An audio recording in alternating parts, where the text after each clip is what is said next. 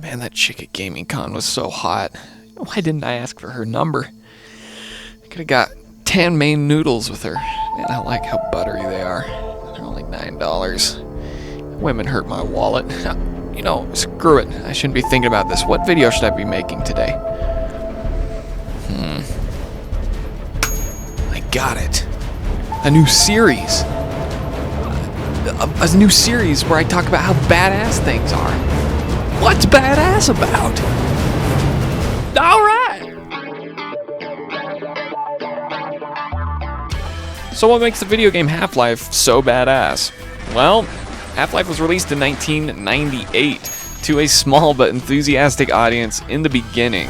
Now, games previous to Half-Life basically started with a scroll of text, or God forbid, a cheesy cutscene that explains exactly what is happening in the world. The comet struck our planet without warning.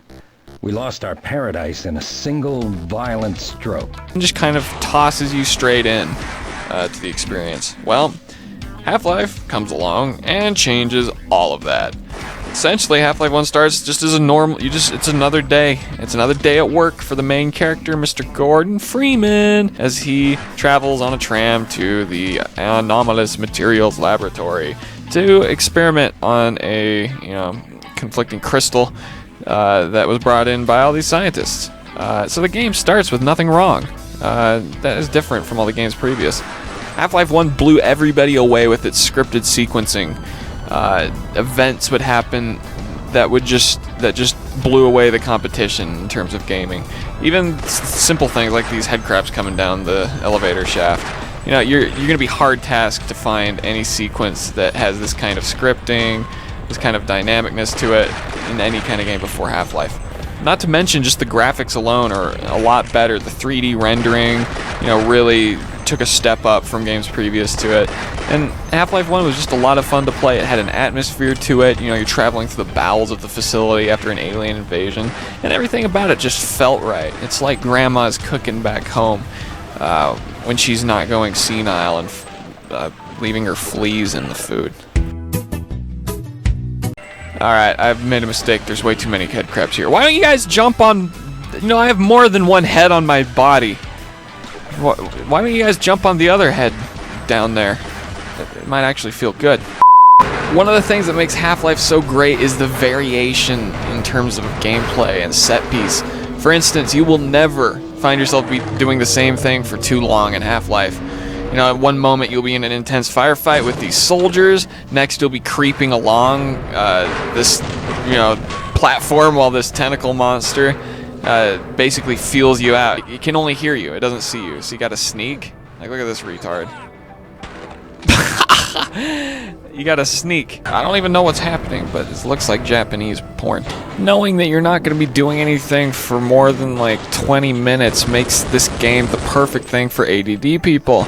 But not just that, it also just keeps things interesting. Most modern games these days make you do things over and I'm dead. Most modern games these days make you do things over and over and over again to the point of pure drudgery. It's like attending math class.